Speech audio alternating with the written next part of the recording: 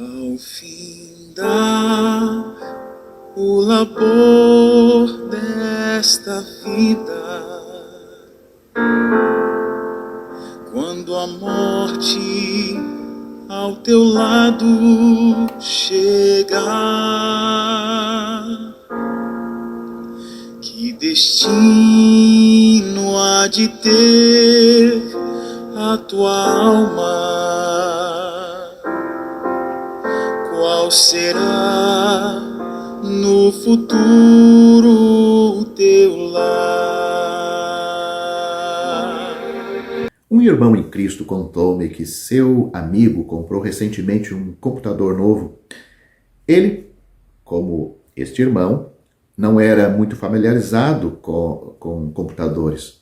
Tendo configurado os vários programas e suas senhas, ele procurou digitar sua primeira mensagem. Seguindo diligentemente as instruções na tela, ele foi solicitado a digitar a senha que ele digitou antes cuidadosamente quando estava iniciando este novo computador. Desastre! Uma mensagem piscou na tela: acesso negado. Ele tentou novamente com o mesmo resultado. Então, entrou em contato com este irmão para pedir conselhos. Tudo o que este irmão pôde fazer foi perguntar a ele se tinha certeza de que usou a senha correta.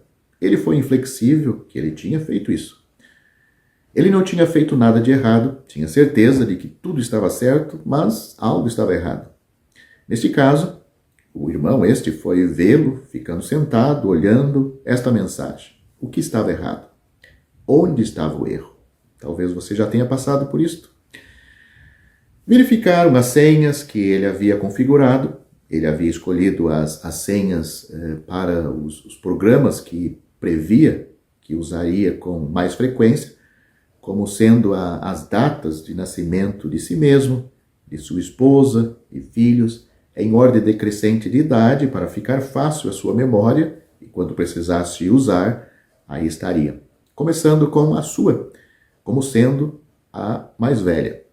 No entanto, depois que este irmão saiu, não tendo conseguido resolver o problema, quando a configuração iniciou, quando a configuração deste novo computador foi concluída, ele confessou que achava que seria muito fácil para seu computador ser invadido se ele usasse a sua senha de nascimento e havia mudado para de sua falecida mãe.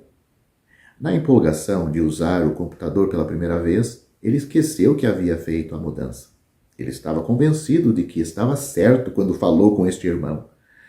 Mas estava errado e não conseguiu obter o acesso. Como muitas pessoas que estão convencidas de que vão para o céu, mas que serão fechadas do lado de fora, assim foi este amigo do meu irmão. Há muitos que dependem da religião, das boas obras, das filosofias dos homens e muitas outras coisas. Mas a imutável e infalível palavra de Deus, a Bíblia, nos diz que há apenas um caminho. Há apenas uma senha, uma palavra passe para conseguir entrar no céu. Em João capítulo 14, versículo 6, o Senhor Jesus Cristo, o Filho de Deus, aquele que veio do Pai, ele diz: eu sou o caminho, a verdade e a vida. Ninguém vem ao Pai senão por mim. Acredito que essas palavras passe é muito clara. O apóstolo Pedro pregou em Atos capítulo 4, versículo 12, ele disse: em nenhum outro há salvação, porque debaixo do céu nenhum outro nome há dado entre os homens, pelo qual devamos ser salvos. O que acontecerá se negligenciarmos a salvação oferecida por Deus? Hebreus capítulo 2, versículo 3 afirma: como escaparemos nós se negligenciarmos tão grande salvação? Não há escapatória. O acesso será negado, mesmo que tenha boa intenção. Tal pessoa, não tendo a palavra passe, a senha correta, há de ficar de fora. O Senhor Jesus Cristo ensinou isto claramente quando disse: esforçai-vos por entrar pela porta estreita, Porque eu vos digo que muitos procurarão entrar e não poderão. Quando o dono da casa se levantar e fechar a porta, e vós começardes a ficar do lado de fora, a bater a porta, dizendo: Senhor, Senhor, abre-nos. E ele vos responderá: não sei de onde vós sois. Lucas capítulo 12, aliás, Lucas capítulo 13, do versículo 23 a 25. Não há esperança. Será que não há? Graças a Deus existe uma forma de acesso, uma maneira de escapar, e foi provida por Deus mesmo. O Senhor Jesus Cristo disse: porque Deus amou o mundo de tal maneira que deu o seu Filho unigênito, para que todo aquele que nele crê não pereça, mas tenha vida eterna. Porque Deus enviou o seu Filho ao mundo, não para que condenasse o mundo, mas para que o mundo fosse salvo por ele. João capítulo 3, versículo 16 e 17. Pela fé no Cristo ressuscitado e exaltado, todo pecador pode ser perdoado. A Bíblia diz que para um pecador arrependido dos seus pecados ser salvo, ele precisa crer no Senhor Jesus Cristo como seu Salvador pessoal e nada mais. O Senhor Jesus Cristo disse: na verdade vos digo, que quem ouve a minha palavra e crê naquele que me enviou, tem a vida eterna, e não entrará em condenação, mas passou da morte para a vida. João capítulo 5, versículo 24. Você que me ouve, crê no Senhor Jesus Cristo e você será salvo. A Bíblia diz claramente que Deus, nosso Salvador, quer que todos os homens se salvem e venham ao conhecimento da verdade. Porque há um só Deus e um só mediador entre Deus e os homens, Jesus Cristo, o homem, o qual se deu a si mesmo em preço de redenção por todos, para servir de testemunho a seu tempo. Porque a graça de Deus se há manifestado, trazendo salvação a todos os homens. Ela nos ensina, a graça de Deus nos ensina a renunciar à impiedade. A mesma graça que nos salva, ela nos ensina a renunciar à impiedade e às paixões mundanas e a viver de maneira sensata, justa e piedosa nesta era presente, enquanto aguardamos a bendita esperança, a gloriosa manifestação do nosso grande Deus e Salvador, Jesus Cristo. Ele se entregou por nós a fim de nos remir de toda maldade e purificar para si mesmo um povo particularmente seu, dedicado à prática de boas obras. Essas foram as palavras do apóstolo Paulo quando escreveu a Tito. Pedro, escrevendo aos crentes da sua época, ele disse: sejam santos, porque eu sou santo. Ele está se referindo à palavra de Deus, ou a Deus se pronunciando na sua palavra. Deus diz: sejam santos, porque eu sou santo. Uma vez que vocês chamam Pai aquele que julga imparcialmente as obras de cada um, portem-se com temor durante a jornada terrena de vocês, pois vocês sabem que não foi por meio de coisas perecíveis, como prata ou ouro, que vocês foram redimidos da sua maneira vazia de viver que lhes foram transmitida por seus antepassados, mas pelo precioso sangue de Cristo, como de um cordeiro sem mancha e sem defeito, conhecido antes da criação do mundo, revelado nestes últimos tempos em favor de vocês.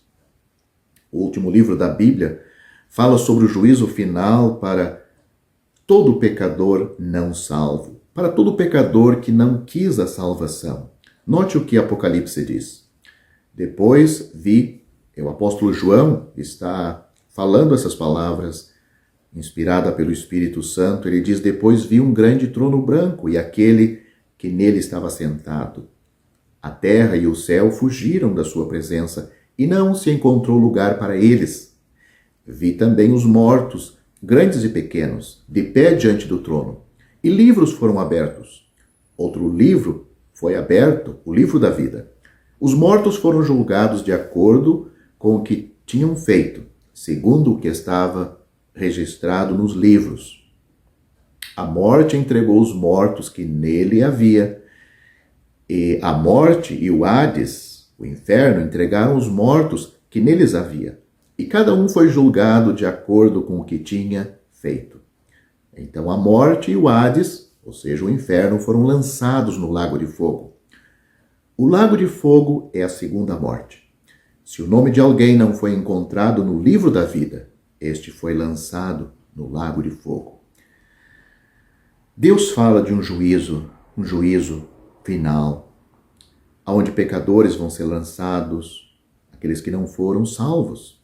Mas Deus não quer que este seja o destino de suas criaturas. Ele quer salvá-las. Veja o que Deus diz na sua palavra. O Senhor não demora em cumprir a sua promessa, como julgam alguns. Pelo contrário, Ele é paciente com vocês, não querendo que ninguém pereça, mas que todos cheguem ao arrependimento. Porque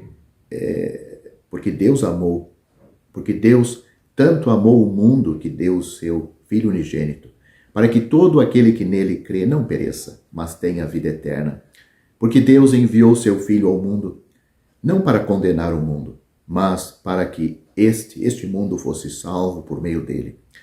Quem nele crê não é condenado, mas quem não crê já está condenado, por não crer no nome do unigênito Filho de Deus. Quem crê no Filho tem a vida eterna.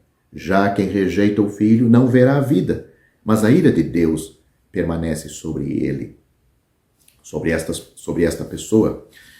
Esses versículos que eu citei estão em 1 Timóteo capítulo 2, versículos 3 a 6, Tito, capítulo 2, versículos 11 a 14, 1 Pedro, capítulo 1, do versículo 16 a 20, Apocalipse, capítulo 20, do versículo 11 a 15, 2 Pedro, capítulo 3, versículo 9, e o Evangelho de João, o capítulo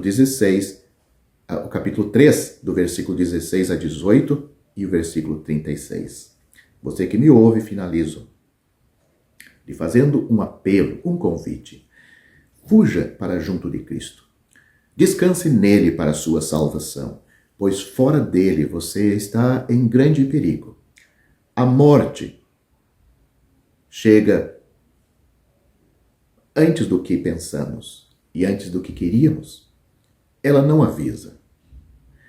Se você partir hoje para a eternidade, aonde você vai abrir os seus olhos? Aonde você vai estar por toda a eternidade? No céu? Você só irá para o céu se você foi salvo por Cristo. Ou vai abrir os seus olhos no inferno, por ter rejeitado a Cristo. Não é por quantos pecados você cometeu, mas sim pela sua rejeição a Cristo. Você leva um fardo imenso de pecados para a eternidade. Não tem como você entrar no céu. É impossível. A porta está fechada. Hoje, o Senhor Jesus Cristo diz: eu sou a porta. Se alguém entrar por mim, será salvo. Mas isto você faz enquanto está em vida. Este assunto não pode ser deixado para outro resolver por você. Se você não resolver, se você não assumir o seu compromisso, este compromisso entre você e Deus, ninguém pode fazer. Padre, pastor, missionário, todos eles não podem decidir por você.